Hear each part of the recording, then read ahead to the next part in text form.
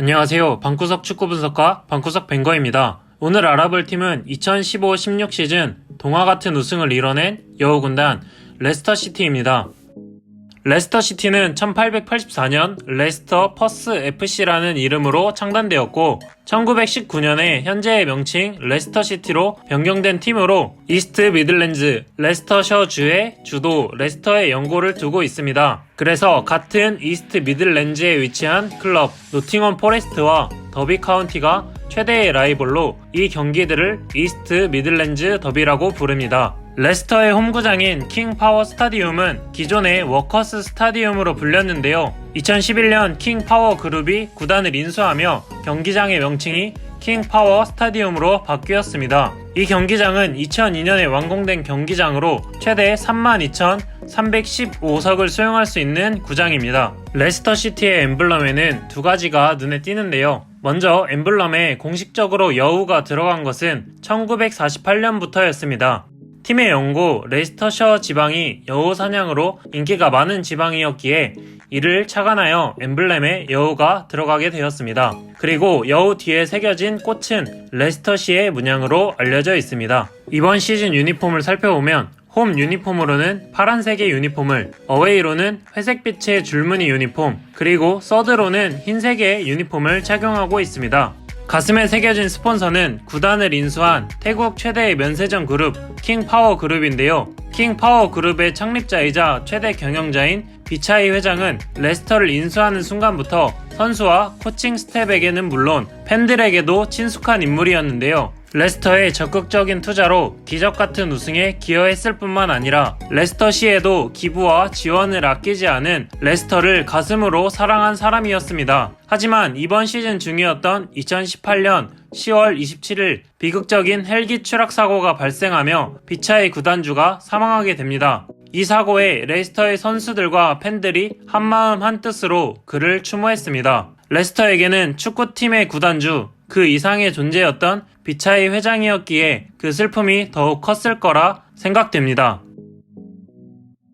다시 레스터의 스폰서로 돌아와서 왼쪽 소매에 새겨진 스폰서는 비아 사이공이라는 태국의 맥주, 음료 회사가 새겨져 있습니다. 레스터시티는 2013-14 시즌에 2부 리그 챔피언십에서 우승을 차지하며 EPL로 승격하였고 승격 두 번째 시즌인 2015-16 시즌에는 기적같은 우승을 차지하였는데요. 하지만 바로 다음 시즌인 2016-17 시즌에는 고전을 면치 못했습니다. 첼시로 이적한 캉테의 공백과 더 이상 라인을 올리지 않는 리그 내의 팀들 때문에 리그에선 기존의 선수비 후 역습의 전술 대신 선수들에게 맞지 않는 전술을 입힌 라니에리 감독이 성적 부진을 이유로 경질되었고 셰익스피어 수석 코치가 지휘봉을 잡아 기존의 선수비 후 역습의 기조를 이어갔습니다. 특히 챔피언스 리그에서는 8강까지 진출하며 좋은 모습을 보여주었습니다. 임시직으로 팀을 이끌었던 셰익스피어가 정식 감독으로 부임하며 시즌을 시작한 지난 시즌에는 8라운드까지 1승 3무 4패라는 좋지 않은 성적으로 셰익스피어 감독이 경질되고 클로드 퓨엘 감독이 지휘봉을 잡으며 시즌 끝까지 함께했는데요. 12승 11무 15패, 승점 47점으로 9위에 안착하며 시즌을 마쳤습니다. 하지만 시즌 막판에 보여준 최악의 성적과 경기력은 보완이 필요해 보였습니다. 그렇게 피엘 감독과 맞이한 이번 여름 이적 시장에서는 총 7명을 영입했는데요. 이번 이적 시장에서는 두 가지의 키워드가 있었습니다. 우승의 주역 로베르트 투와의 계약이 만료되었고 모건, 심슨, 슈마이켈까지 노쇠화된 수비진의 대체자를 구하는 모습이 눈에 띄었는데요. 리버풀에서 골키퍼 데니 워드를, 크로아티아의 디나모 자그레브에서 센터백 필립 벤코비치를 영입하여 곧바로 셀틱으로 임대를 보냈고 강등당한 웨스트 브로미치에서 즉시 전력감 조니 에반스를, 그리고 아스날에서 탐내던 독일 프라이부르크의 차을라르 소윤구를 영입했습니다. 마지막으로 측면 전 지역을 소화할 수 있는 히카르두 페레이라를 포르투에서 영입하며 수비 라인의 보강과 세대 교체를 위한 준비를 끝냈습니다.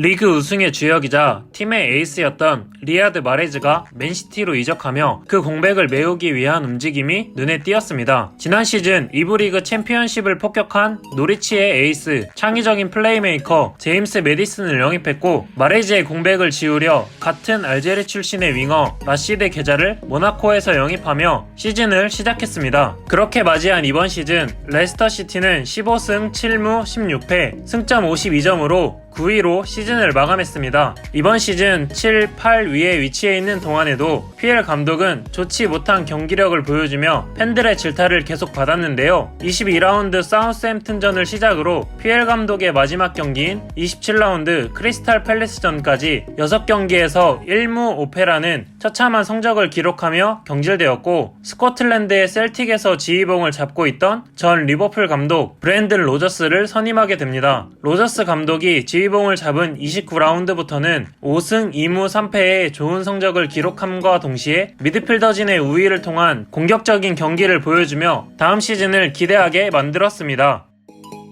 피엘 감독의 레스터 시티는 이번 시즌 영입한 메디슨을 중심으로 4-2-3-1을 주로 사용했습니다. 하지만 특별한 전술 없이 단지 선수들만 배치시킨 듯한 모습으로 뿡뿡이님이 지적해주신 점들이 나타났는데요. 이번 시즌 최고의 영입 메디슨과 골잡이 바디를 두고 왜 크로스만 올리는 상황이 나타났는지 파헤쳐 보겠습니다.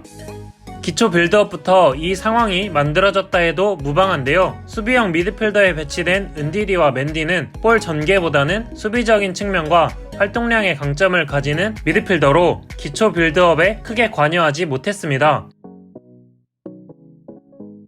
따라서 기초 빌드업은 센터백 맥과이어가 높게 위치한 왼쪽 풀백 벤 치렐에게 주는 패스 혹은 반대로 크게 전환하는 롱패스가 줄을 이뤘습니다. 이렇게 측면으로 공이 전달되면 받쳐줘야 하는 미드필더들의 지원이 부족하여 측면 미드필더와 풀백이 고립되는 상황이 자주 발생했습니다. 특히 왼쪽 측면에 고립되면 맥과이어가 상당히 높은 위치로까지 전진하여 볼 전개에 관여하는 모습을 자주 보여주며 뒷공간까지 위험에 노출되게 되었습니다. 더군다나 고립된 풀백이나 측면 미드필더는 후방으로 공을 돌리며 상대의 빈 공간을 만들기보다는 단순하게 크로스를 올리며 공격 전개가 툭툭 끊기는 모습이었습니다.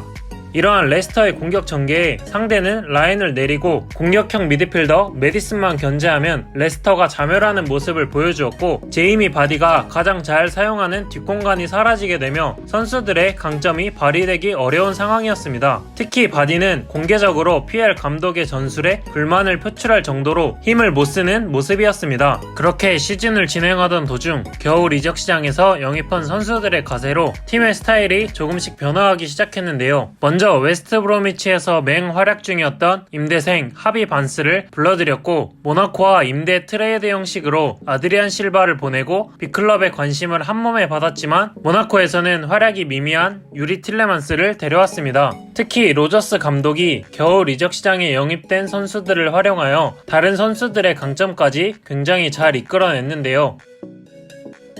로저스 감독은 4-1-4-1을 주 전술로 사용하며 공격적인 축구를 전개했습니다. 골키퍼의 슈마이켈은 피엘 감독 재임 때부터 전경기 선발 출장하며 9번의 클린시트를 기록하며 안정적인 모습을 보여주었고 센터백의 한자리는 빌드업에 능한 맥과이어가 붙박이로 중용받는 모습이었고 남은 한 자리는 모건과 에반스가 번갈아 출전했는데요. 모건이 출전 시에 득점까지 기록하며 쏠쏠한 활약을 보여줬다면 에반스는 안정적인 수비를 보여주며 시즌 막판 상승세를 이끌었습니다.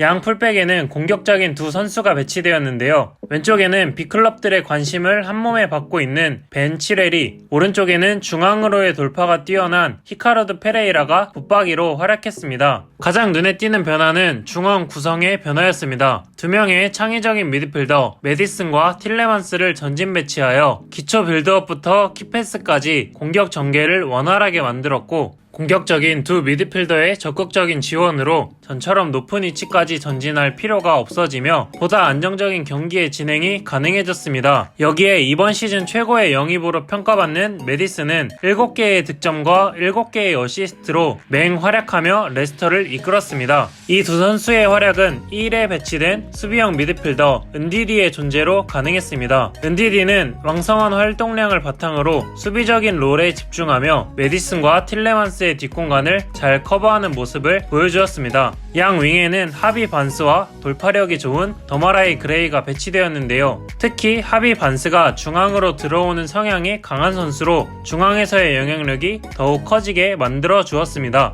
마지막으로 최전방에 제이미 바디를 두고 바디가 가장 잘할 수 있는 뒷공간 침투가 가능하도록 만들어 주었는데요. 중원에 배치된 메디슨과 틸레만스가 질 높은 패스 공급이 가능했기에 상대는 미드필더에 대한 압박을 가해야 했고 자연스레 수비의 라인이 함께 올라오며 바디에게 뒷공간이 허용되었습니다. 이에 바디는 로저스 부임 이후 10경기 9골을 기록함과 동시에 4월 이달의 선수상까지 수상하며 로저스 감독의 기대에 부응했습니다. 그리고 이번 시즌 18득점의 기록으로 득점 5위에 랭크하며 좋은 시즌을 보냈습니다. 로저스 감독이 더 일찍 부임했다면 어땠을까 라는 아쉬움과 동시에 다음 시즌 B클럽의 구애를 받고 있는 주축 선수들을 지키고 임대로 좋은 활약을 보여준 틸레만스가 완전 영입이 된다면 96년생 97년생의 선수들이 주축이 되어 로저스 감독과 함께할 미래에 대한 기대감을 남긴 레스터시티는 여기까지입니다. 다음 영상은 암스테르담에서 기적을 쓴 토트넘의 챔피언스리그 4강 2차전 경기 리뷰로 돌아오겠습니다.